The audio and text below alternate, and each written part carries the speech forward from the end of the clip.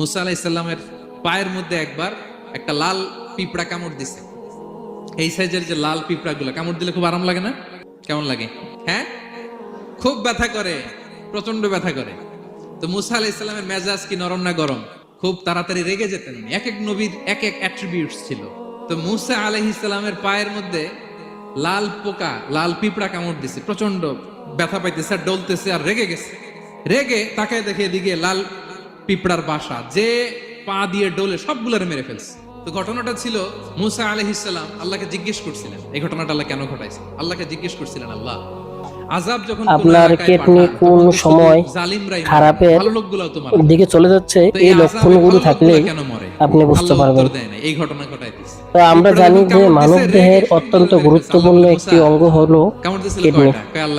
তো কিডনি সমস্যা বোঝার লক্ষণ সমূহ হলো